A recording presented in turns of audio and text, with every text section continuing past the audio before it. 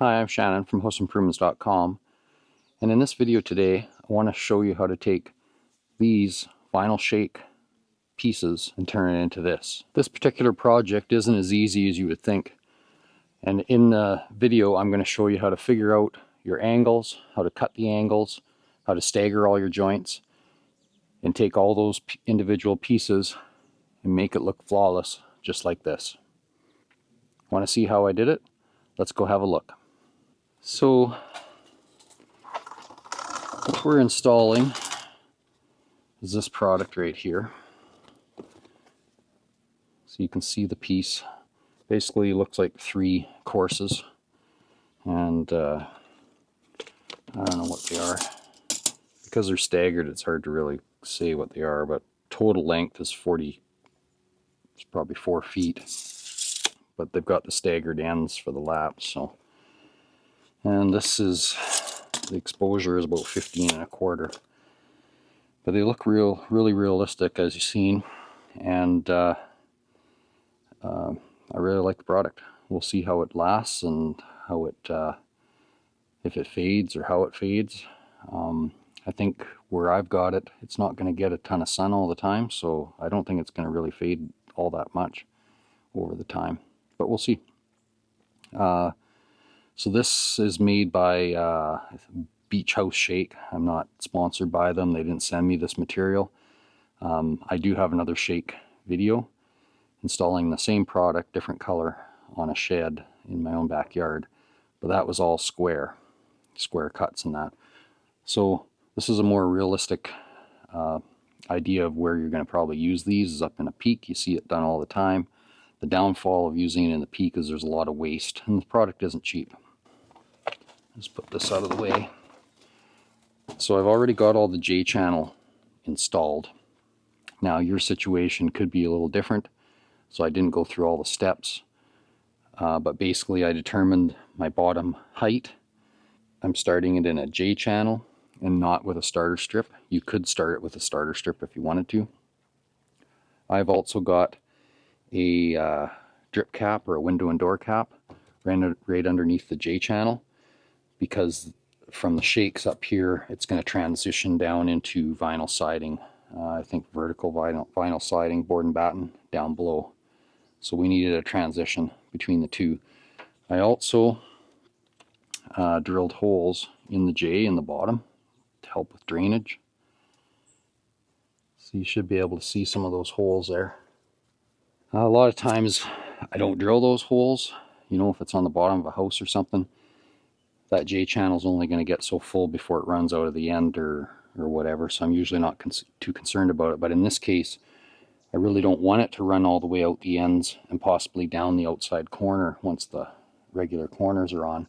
So I want every chance it can get to drain through these holes out onto this window and door cap, and then out and away from the wall. So that's why I drilled the holes. I drilled, those are, what are they, 5/16 I believe I drilled.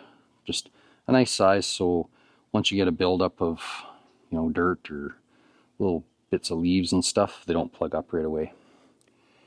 Okay, so anyways, the J's all on there horizontally as well as up the slope up against the bottom of the soffit, and it's nailed about every foot, 8 inches to a foot. I like to nail my J fairly solid. Most vinyl siding products you don't want to nail solid because you need it to move. I've never found, now I've never used black J, but I've never found J to buckle like, you know, a corner would or the actual siding panel will. So I've never had a problem by nailing it fairly tight. By nailing it tight, I just find you know you don't get a bunch of wobbling around and wiggling around. Boy, the spiders are crazy out here. I ran the bottom J first, cut it off right at a point, and I folded a little tab. You're not going to see it, but I left a 1-inch piece on the bottom part of the J, and I folded it back up so it tucks underneath this, and it just kind of closes that end up. So when you're standing on the ground, you can't look up in there. And then this J goes over top, cut it on the right slope, and yeah, that's all there is to that. And that's all just cut with aviation snips. A few things you're going to need to know before you go cutting any pieces is, first of all, you need to know what your slope of your roof is. Now I know mine is 412, but I'm just going to show you an easy way to figure it out. So I'm going to use this edge. This edge of my square is 12 inches right out to this point. So slope is usually stated in a fraction like 4 to 12, and that means for every 12 inches of horizontal level run, your roof slope elevation changes 4 inches, okay, in a 412. So if I put this, I'm just going to use the bottom edge of this because that's on the slope, that's following the slope of my roof. So I'm going to put this corner right on there. I'm just going to use this little torpedo level on the top and tilt that till I get level. So I've got this level. Now I need to determine this height right from here, because this is the same edge I've got that corner on, down to here. Okay, so I'm going to put a little hashtag there, a little crosshairs there. Now if I level up to find from this point where it's plumb up to there, which is right there. So from here to here, in my case, I should have 4 inches. Just trying to get this on there. Yeah, I've got 4 inches. But if you don't know what your roof slope is, that's just an easy, quick way to figure that out, because you'll need that number, and you'll see why when we go to cut. So you need to know that. Another thing that I like to do is I like to mark out a level line as a guide for my first row, so I can get everything nice and straight. What I like to do is I like to have a guide, and you can choose either the center of your nailing hole, the slot, or the top edge of here. So I just simply measure my piece, and I'm measuring to the very top, and it's 16 5/8. Okay, total height.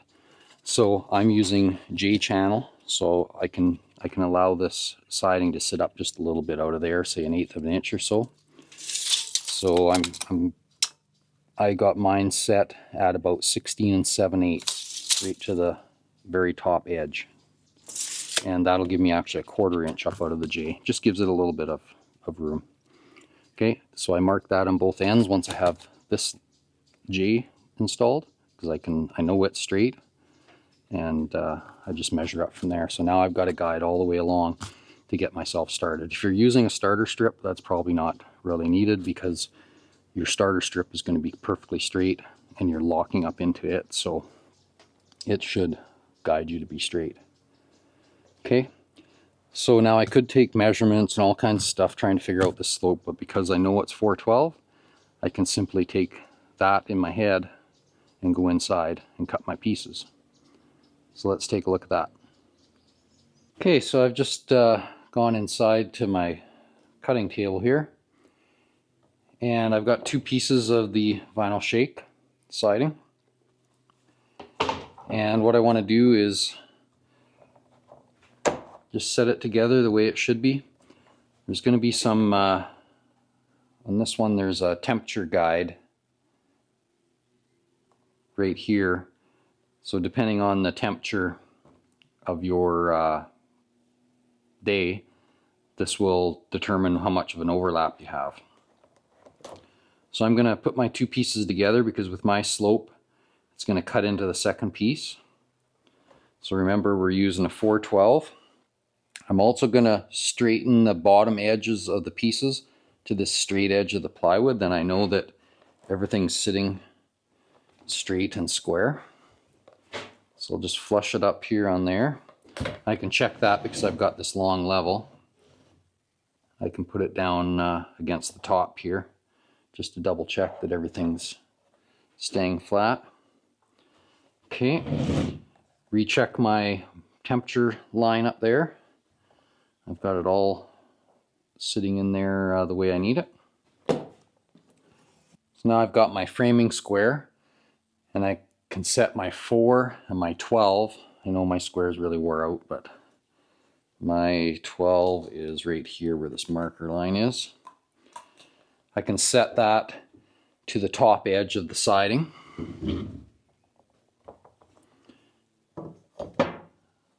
So that gives me my slope. I'm probably going to need to be down here somewhere because I'm working with a 412. Then I want to run my long straight edge against that, against this body of the square to get my slope looking right. And you can see I'm not right down. I want to be right down at this point to start out. So I need to be more in this range here. So let's just get the square closer where I need to be. There's the 412 again. Let's see if we're... Yeah, I'm pretty happy with that. Okay, so that all looks good. I didn't shift any of my two pieces around. Everything's still nice and straight along the bottom.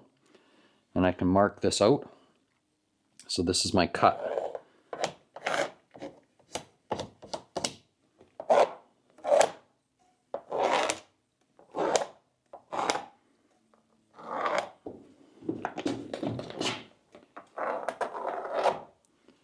Okay, so I've got that all marked. These out of the way. And I don't know if you're going to see the pencil lines on there. This is my pencil line. I don't think you can really make it out. But anyways, I'm going to cut along that pencil line. I'm just using a normal jigsaw. And this one has a nice base on it, so I'm not worried about scratching. If yours maybe just has a metal base or something, you might want to just put some masking tape or duct tape or anything on that base to keep it from scratching. And I'll cut along my line.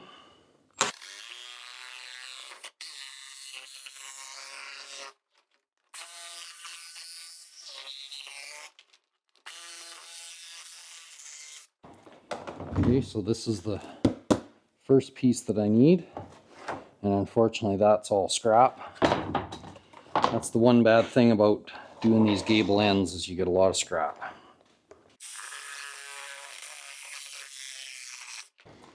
Okay, and that little tip off of that one, so that's how they all go together again.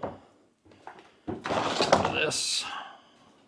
Okay, so we will go back out and give this a shot up there. Okay, so I'm back with my pieces that we just cut, and I can simply set them in the J channel.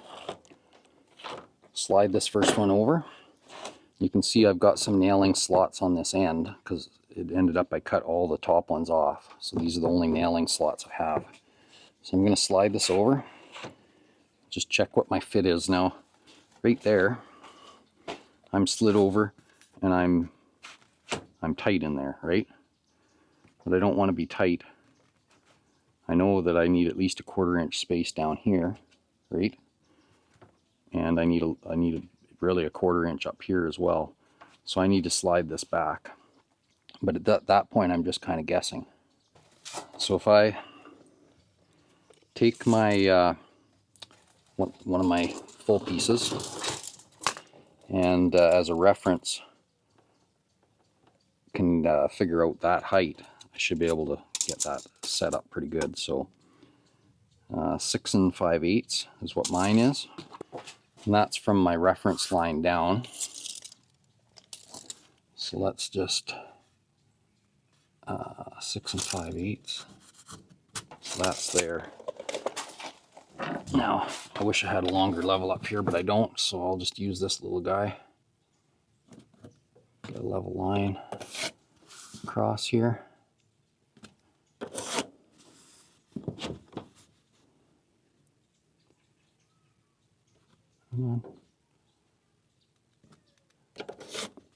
Okay, so this line here is in reference to right here.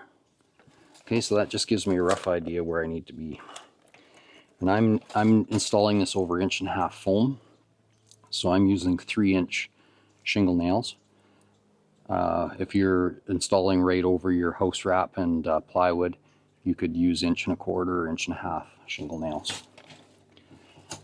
Okay, so if I pull this back and get a look at that, I know I've got to be right about in there to make this all line up. So we'll put my nail in there, because I've got foam, I can push it in somewhat and nail it. I'm not nailing tight, I'm just allowing that to be able to move. Okay. Now my second piece, whew, sun's coming out now. She's hot. So my second piece, I've got to lock in. I don't think I showed you that. So on one end, you've got these tabs here. Okay, and on the other end, you've got these little pockets you need to hook in all to the last piece. Okay, so it takes a little bit of finagling when you're using the J channel,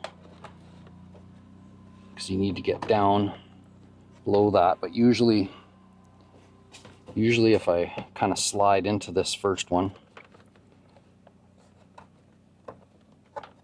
those will usually lock together. And I can tell, because if I do that, they shouldn't pop out freely, because they're tucked behind that last one. Okay. Now, get that slid into the right distance here for my temperature gauge. Now I've cut that gauge off, so I had to just use a reference to how far that space should be in my head. It'll be easier once we're dealing with the end of a full piece. Okay, and there's a center hole marked on these ones, and they want you to start there. Nailing, and I've got it up to my chalk line at the top. I'm not sure that I mentioned, these guys, this is designed to go work from left to right. Okay, so I'm just making sure I'm on my chalk line. I want to put a nail about every 8 inches along that top nailing seam. And again, I'm not nailing them tight.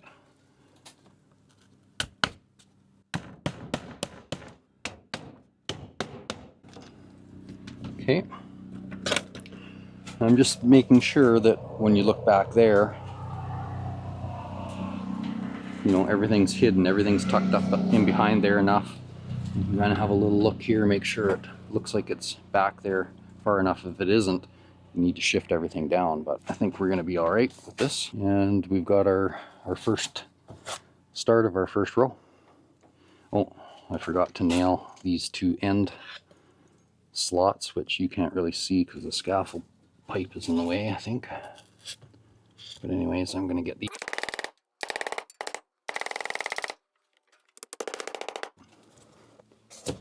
Okay, so everything there looks all right. Nowhere in their literature does it state, it actually doesn't even show how to do this on a gable end, because you have to break some of their own rules. First thing is we cut the nailing strip off, right? So now how do we attach it other than we had those 2 little end nails here? So what I've done always in the past is I pull up this J channel and I'll stick a dark-headed screw. In this case, I'll use a dark-headed screw because the joints are dark. And I basically pull the J back and I'll put like a number 6 screw right in there up near the top, just to give this some support, because otherwise it's doing that, right? And we don't want it to do that. And I forgot to bring my drill up here with the screws, but that's what I do there, just to give that some support. So where is our joint? This is our joint right here. So I'll probably put one there and one back down here, and that'll be enough to hold that all in there and keep it all secure. Now, a lot of you are saying, well, what about expansion and contraction? Yes, I'm breaking another rule. I'm actually fixing it tight, that piece, so it won't be able to move as easily as it maybe should. But one thing I noticed with these, is here's our little gauge. Here's our little gauge here for temperature, right here. So they're saying if your outside temperature is 40 Fahrenheit or 5 degrees, to line the end of the next one up with this little line right here. Then they're saying if it's 68 to 20 degrees, 68 Fahrenheit to 20 degrees Celsius, it'd be that second line over there. They are literally not even 1/8 of an inch apart. And we're talking like a 15-degree temperature change in Celsius. Now, the very bottom one is 95 Fahrenheit to 35 Celsius. They want you to put it right up against that little tab that's there. Okay, again, not a huge change. So in my mind, these really don't expand and contract nearly as much as normal vinyl siding that you've watched other videos of mine about. So I'm not nearly as concerned. I've had this same shake in the gray, like I said, that other video that I did. I've had that siding on for probably 5 years, and my very top row I had to screw, and I've never seen a difference. I've never seen any change. So this is what I've been doing. I don't know how else you would really do it, and it's worked for me, so that's what I'm showing you. Now we can continue on with a few pieces, and these pieces aren't cut or anything. We don't have anything else on this wall until we get to a bathroom fan vent down there. So I can put, oh, I don't know, 2 or 3 of these on before we get to that vent, and then we'll deal with the vent. Okay, so now for these ones, I simply am using my top line to get them level, and I've just got to hook the 2 ends together. I've got these nailed on the previous one. I'll just slide this end in until I've determined I've got it hooked. Checking, those are tight. Now, right now it's around 25 degrees, so I'm going to split hairs on that little wee temperature gauge thing on there. Just line it up like that. Find my center hole that's marked. On these ones, it's the only one that's just a round hole. The rest are all slotted. I've got it up to my line. I'm going to nail it. Okay, now you might have noticed there's a bit of a drop there, because it's got that play. The hole's big enough to give it that little bit of play up and down. So what I suspect is these panels maybe change more in size up and down than they do in actual length. Okay, just check my temperature guideline there again. Put a top nail in. I'll go to this end, get up to my line, and get my nail in. And then, like I said, we're nailing about every 8 inches. I try to go every 4th hole. Okay, and then don't forget your 2 end holes. I'm sorry, the scaffold's kind of in the way. Okay, so we'll just continue on the same process. We'll just slide in there, make sure we're hooked. Get up to our line. Oop. Get to our temperature mark. Put our first nail in. So that level guideline to get you started is quite important, as you can see. I'm nailing in the middle of the slot. I'm not nailing tight. Okay, I think I can get one more on here before we get down to the vent. So I'm just going to do that on or put that on before we change up. Yeah, I can make it work. When you're not dealing with cut pieces, it goes pretty quick. Just kind of rinse and repeat.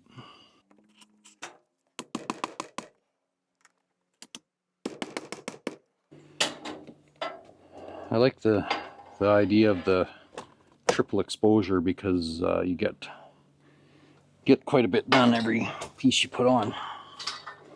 There are some similar products and they're just single exposure, so they're just like 1 course at a time.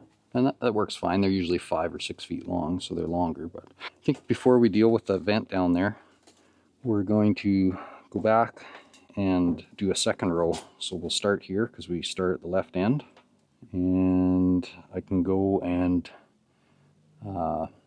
cut my first two pieces to make this start. Now there's also here's a joint. They also have recommendations for the stagger, as far as you don't want to start your next course. You don't want the joint to be right in the same spot. You want it staggered. So I think these guys, I forget what it is. We'll have a look when we get cutting.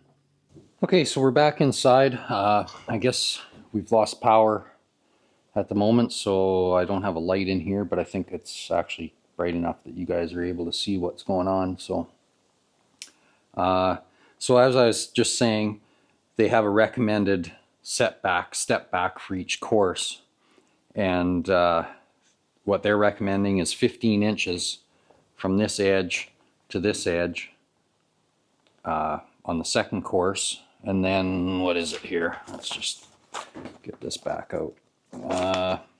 And then if you were doing a third course, yeah, so you got your first course. This one would be 15 inches back from this end, and your third course would be 30 inches back from this end up to there. And then what do they got? Then if you're doing a fourth course, you'd be 28 inches from here back. Okay, so that's what they recommend. It's what they've found to be the best look, so you don't get a bunch of these slots all lining up, and that's what we're going to go with. So if this is our first row, comes down to a point down there, I've got a measurement so that this panel will start at the 15 inches, and the measurement tells me where that point will be down here on the second row, down on this end, you know, if this was all cut on a slope. Okay, so I'm just going to go check that measurement again because I've forgotten it, but that will determine your second row. Okay, so my number was 26.5, and that's right from this point back this way to where the point of my angle starts. So we'll get that marked here. That's our reference point.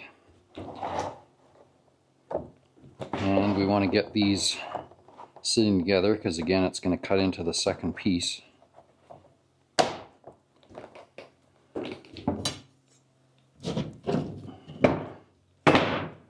I like this better than lining up with the table. I just used my level to get things sitting straight. And I've got my overlap sitting correctly. My 26.5 is right down here. Oh, I think I bumped that.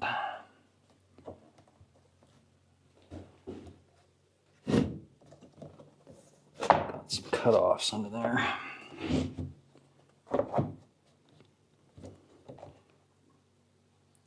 Okay, so my point's down that way. My slope's going to be something kind of like that. We'll just get our level again on the 412. My slope's going to be quite a bit sharper than that.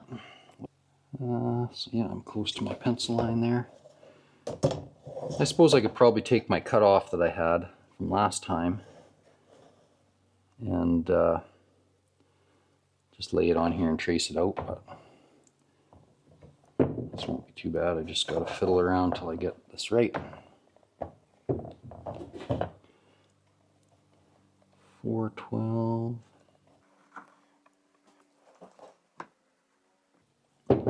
Still gotta go some.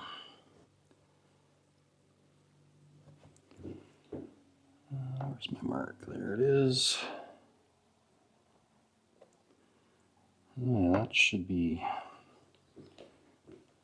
pretty good. Nothing moved around. Still 412. Okay, so that should be my cut this time.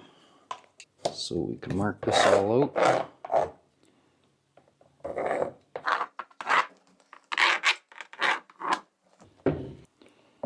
Okay, So I can cut these with the jigsaw again. There's my first piece. Now this piece here might end up being able to be used at the other end of the roof. We'll just see when we get the other direction, so I'll keep that.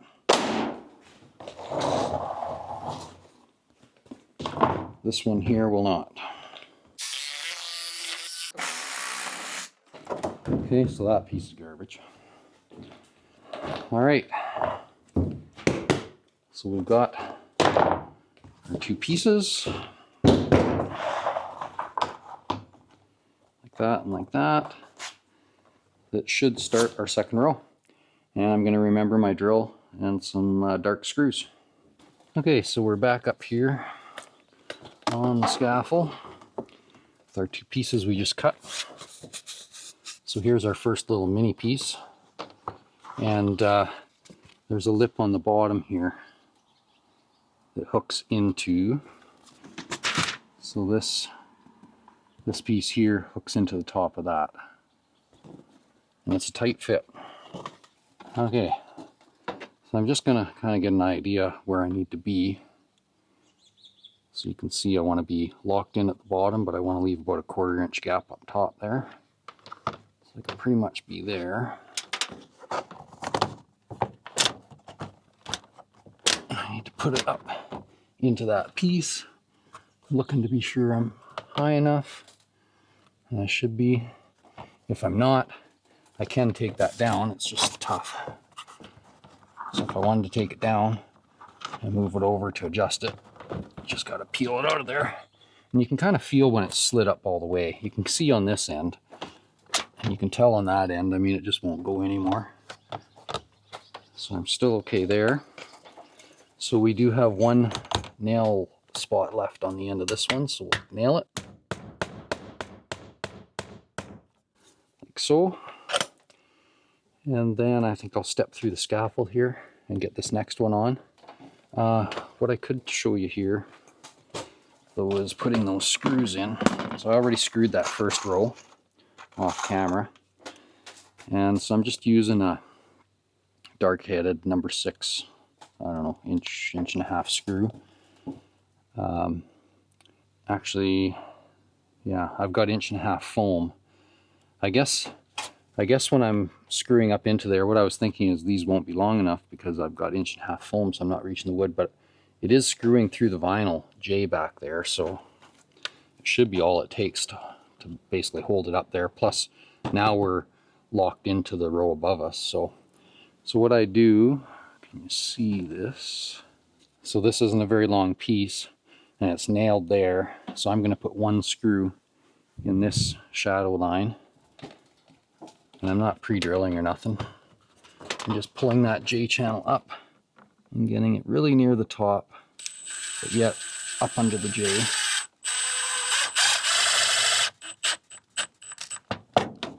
And it's just enough to hang it there. And yes, from the ground, if you're really looking, you might find those screws, but that's why I use the dark ones, because they just kind of blend into that shadow line there.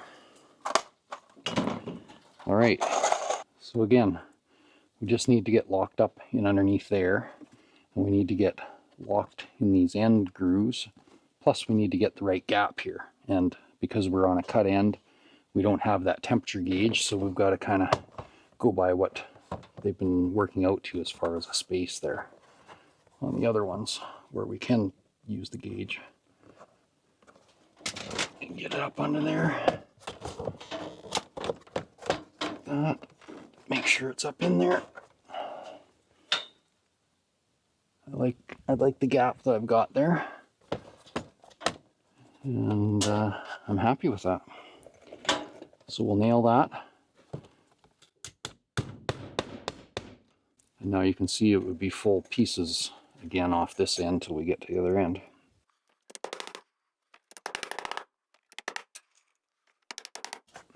Okay, and we are hooked in there. Yeah.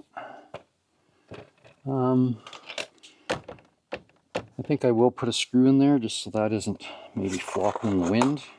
I don't think there's any chance it's falling out of there with the nails I have in, but I I think it definitely will move around in the wind, so we'll put a screw up in here.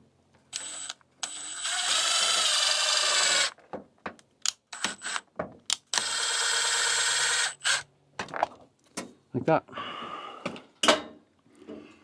Okay, so then course to course to course, we just do that same thing, always starting on the left end. So let's go down this way, deal with that vent, and then we'll deal with how to finish a row. Okay, so we've got a vent here. This is for a bathroom fan, but it really doesn't matter what it's for. And I do have another video using these types of siding blocks. So the nice thing with these blocks is you can apply them to the wall, basically cut your siding around it, and then snap on the decorative trim. So that trim covers all the cut edges, okay? As opposed to some of them, they already have that on there and it doesn't come off, and you've got to manipulate it around it or whatever. They're a real pain. So these are nice and easy. Go check out that other video. It'll give you more details on all these types of siding blocks. But they're pretty simple. So we took the trim off. The vent's already installed. We just really have to measure and mark out on this new panel here, and then go and cut it out. The hardest part's going to be getting around the vent and hooked into here at the same time, because we're so close to here. It would have been better if this panel ended up back a foot or so. We would have more flex, but we'll see how it goes. So I need to allow some clearance around here. So I'm going to leave myself, let's see, I'm going to leave myself a 1/4 inch. That should be good. And remember, we're a 1/4 inch up out of here. Actually, I can measure off my level line. Why don't I do that? We'll use that as my reference. I can see it through the tape there. So from the top, I can be 1 3/4 inches to 8 3/16.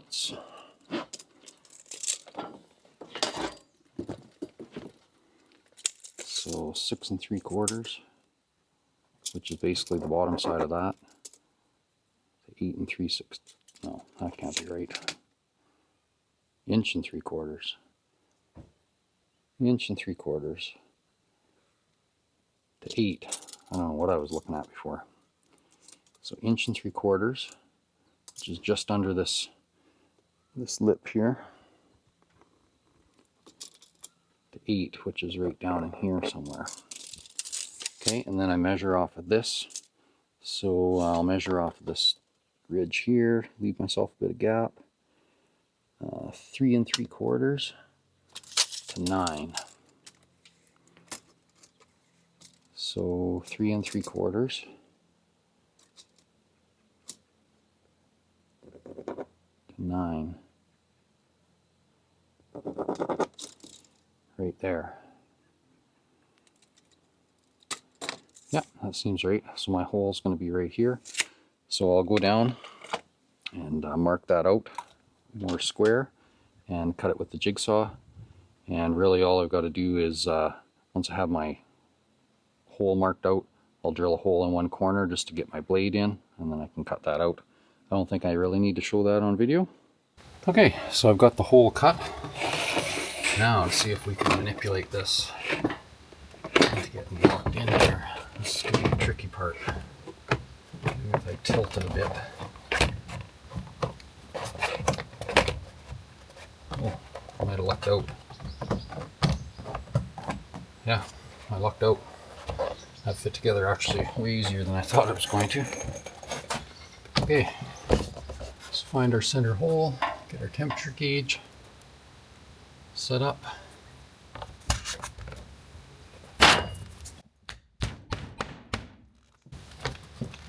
Like that.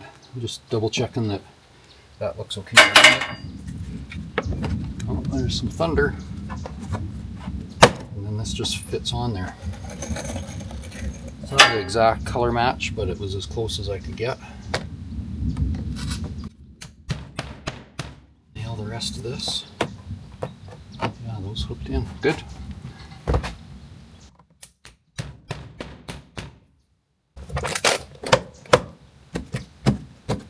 There.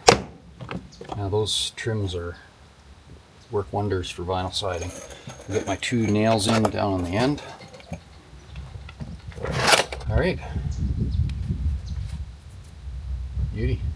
Might be a little tricky getting my next one in. I'll have to pop that off again to do it. Get locked up in there, but it'll work. Okay, move right along and get down to that end. Okay, so we finally got down to the other end. Oh, sorry, in that last clip I had forgot to turn my mic on. I mentioned earlier how we've got no power right now, and I was trying to conserve some power by turning it off between shoots. Forgot to turn it on. I'm sure editing fixed it, and we're all good. I got it on. Yeah. Sound is good.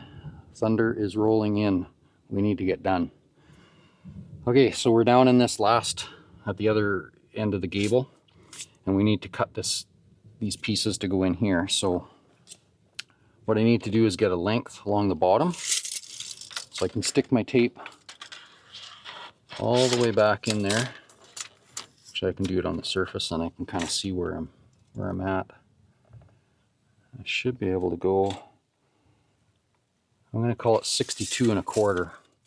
So I'm almost right to that far end when I have my tape down there. And I'm trying to leave my gap here, so I'm going to call that 62 1/4. Okay, so I will go in, lay those out on the table, get them cut. Okay, I've got my pieces cut.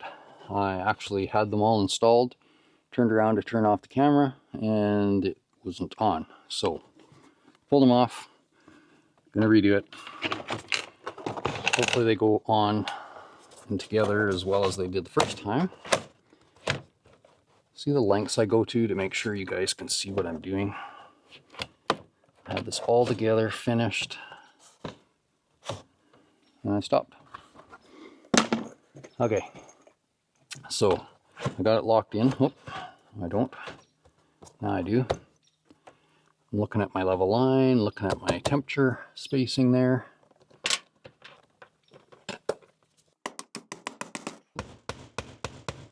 Still holding good, so that should be all right. Yeah, everything looks okay. Maybe throw one more nail in here so it's into new solid wood. Now I've got this little triangle. It goes down here. Had a bit of trouble the first time, but because I've done it once now, it'll probably go in much better. A little trouble manipulating it to get it started here, but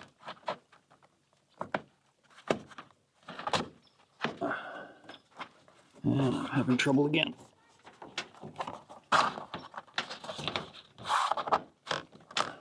Oh, I think I got it. No, I do not.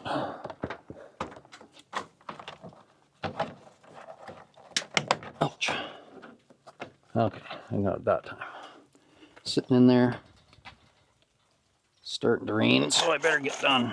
Last time I dropped about 3 of these screws putting it in 2. But now because I've got the holes, that shouldn't be as much of an issue. Yep, come on. Cooperate.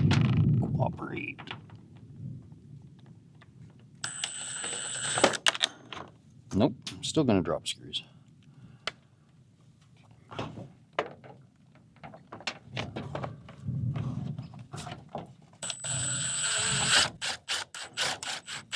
When I'm putting those in, I'm bending the J channel up so that I'm not rubbing on it and leaving a mark. But I don't want to bend it too far either, so gotta kind of feel that out. Okay, and one more screw. So I think this stuff looks pretty good. Where was it? Right here. I've already seen right at the beginning how this looked when it was done. But yeah, do you agree? Does it look pretty realistic? I think it does. I'm hoping it doesn't fade a whole lot too quickly. I said before I thought I had 3 rows to go, but I think there's about 5 rows total here. And it's just finicky. It takes time. All this cutting, getting up and down. I could cut right up here, but it's pretty tough with the camera here. So thunder's coming. Click the thumbs up, subscribe to the channel. It's just more of the same, so I'm not going to record anymore because I'm probably going to get rained out here anyways. And yeah, thanks for watching.